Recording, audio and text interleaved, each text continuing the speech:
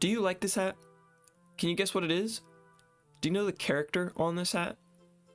Now, can you guess how much this hat costs?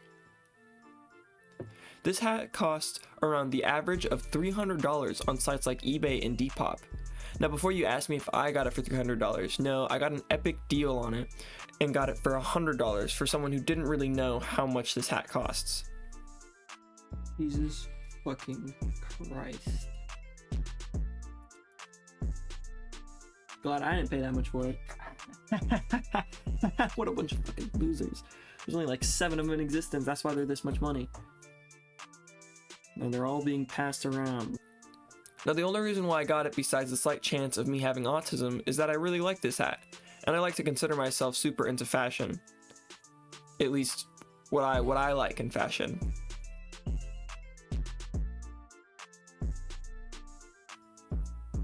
But this video isn't about fashion. Maybe in the future there'll be a video about fashion, but this video is about this hat, or rather the character on this hat.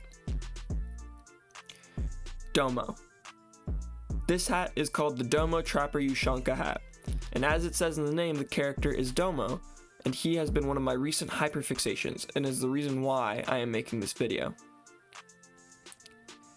He is a monster often shown with a wide open mouth and sharp teeth in said mouth, and was super popular back in the 2000s, often seen in fashion like clothes, hats, stuffed animals, books, manga, and even his own little short series show. Our merger with the Okani Corporation is finally happening. Our Japanese overlord is arriving at 2 p.m. today, and I need you two to give the final presentation. Us? But now he seemed to just kind of disappear. Where is he? Who is he? For the people who don't know him, and why is he making a comeback? Domo was created in 1998, and he was designed to be a mascot for NHK, that which in English just means Japan Broadcasting Corporation.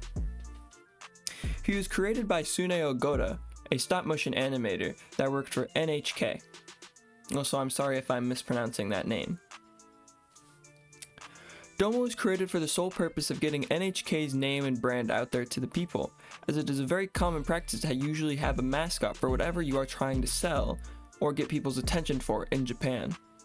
This is a practice called Yurichara, that which in Wikipedia states is a mascot character usually created to promote a place, region, or event, or organization or business, and is characterized by their kawaii, cute for all my non-anime watchers out there, and unsophisticated designs. Domo is usually seen on the back of buses and on papers, or as literal mascots and advertisements for products with his face on them. He was even shown in a few video games and was blowing up in Japan, but not really anywhere else just yet. But Domo would eventually spread to the US and around the world via the internet, not so long after he gained his popularity in Japan. How did he gain this traction, you might ask? Through memes. Plain and simple. Domo was funny to the internet back in the 2000s due to his derpy and silly nature, but what really blew him up in the US was a Photoshop meme of 2 Domos chasing a cat with the caption, "Every time you masturbate, God kills a kitten." Now this is crazy to me because I wasn't born until 2005, so learning that this little guy that I love and that was a part of my childhood for a brief moment in time blew up in the US because of this meme. That's like what helped him gain his popularity in the US, and that's like learning all about the Nickelodeon stuff right now. The stuff at Nickelodeon ain't very pretty, let me tell you that. Speaking of Nickelodeon, Domo had his own show airing on Nicktoons in collaboration with NHK in 2008, and it aired all the way until February of 2009. Now yes, that is kind of a short runtime for a show at that time, but at the same time, it was a small little stop motion animations that were really hard to make at the time. Not saying that they're any easier now, but we definitely have made a lot of advancements to make them easier than they were way back then. I say it as it's been only like, I don't know, like 14 years. I don't know, I'm really bad at math. Nickelodeon would also air a lot of 7-Eleven themed advertisements and eventually would make a whole Domo TV DVD that which had every short, of Domo and his adventures, and all of the 7-Eleven Domo advertisements that had been produced to that date in one condensed, beautiful CD. By the way, if anybody has this CD, feel free to reach out to me because I want it. Domo was often depicted as a curious, derpy, and silly creature, but most of all pretty relatable, often doing silly things that we would often think about when we were kids, like trying to fly even though we have no wings, playing with toys, or being a big fan of music, seeing him try to learn the guitar or play the guitar. He would also listen to music with his friends when he would hang out with them and do small adventures, and even dress up as robots, destroying small little play towns. He also had a small series where he was in the real world and not just a stop motion animation, where he became roommates with someone. Our merger with the Okami Corporation is finally happening. Our Japanese overlord is arriving at 2 p.m. today, and I need you two to give the final presentation. Us? Domo was loved by all people who saw him pretty much, mostly by kids and young teenagers, but pretty much grew on anyone who liked small, little, cute creatures. Domo was also loved by collectors, as he was not just a small brown creature, but he could come in variations, and trust me, there was a very long list of Domo variations. Domo would collab with Funko Pops and get a bunch of his own Funko Pops of him, typically cosplaying superheroes like The Flash, Superman, Batman, and even the Green Lantern. The list could go on and on about the Funko Pop variations of him, but there was also collabs with Revoltech, which is a very popular action figure company, well known for having incredibly posable and articulate action figures. But the most common Domos you would see were probably the normal plain brown Domo, Domo with glasses often referred to as Nerd Domo, and a pink Domo, more marketed towards women and younger girls. But where is he? What happened to him? He seemed like he was doing nothing but getting more and more popular.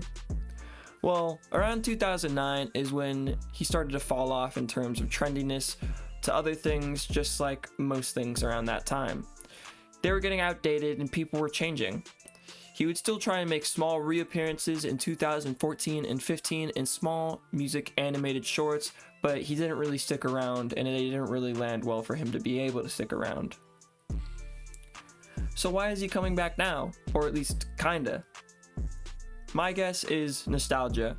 People love being young and having these cool little creatures, and some just like the thought of something old they once liked coming back. And just as the newer generation finds it, they might find it cool or interesting and make it popular again, similar to Jenkos and how they are making a comeback as of late for being cool and trendy, as well as a lot of other fashion-related Y2K things, as it is a popular style at the moment. People probably find comfort in seeing this character come back and being able to remember all the brightly colored animations he was in and all of the silly adventures he went on, and maybe soon or someday he'll make a full-fledged comeback and not just a small comeback for a niche community or trend like how they are with this hat.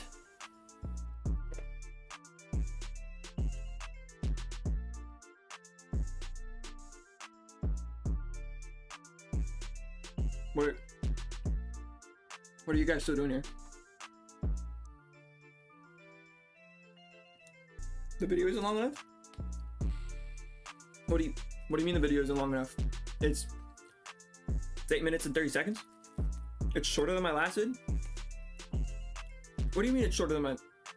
Well, what do you want me to cover? I covered like everything. There's like nothing else that I can cover with Domo. You want me to go more in depth about stuff? How more in depth? I've covered like everything as quickly as possible. Short and sweet, like everybody likes it. It just isn't long enough, and I said this one would be longer. I mean, that's true, but what am I supposed to do? How am I supposed to cover more? I can't cover more if there's no more to cover. You know what I'm saying? You want me to cover him when he was in like the scene stuff? The scene? Get it? Get it? Scene? Like the emo scene? Their scene? Get it? I'm so funny. Anyway, you want me to cover them being seen with the emos and everything? I mean, that's not that hard. It's like, but it's not gonna pad the runtime any much longer. It's gonna be like 10 seconds at most. You still want me to? Okay, well, okay. Domo was really popular among the scene kids, as they're known as the happy, depressed, go-lucky people from the emo community, or just the emo subgenre. They're an emo subgenre, that's the way to put it. They're an emo subgenre, and they must see more life like, ah, we're all gonna die, so fuck it, I'm gonna be happy as I fucking can. And that's essentially what the scene kids are. And they dress up in very brightly colored stuff, and dye their hair in super cool and crazy ways. They had this thing called raccoon tails where they dyed them individually and did some cool stuff with that. But that's not really Domo, is it? That's just me explaining the scene kids. Anyway, Domo was really, really popular to these guys. They loved these derpy characters more than anything else. Like these characters, like Domo, Gur, and all these other like derpy kind of cute characters was loved by the scene community, and that's where they were mostly glamorized by. Most people that wore Domo merch, believe it or not, was probably a part or was like somewhat close to or saw someone in the scene community wear it, and that's why it became popular in clothing. Abby?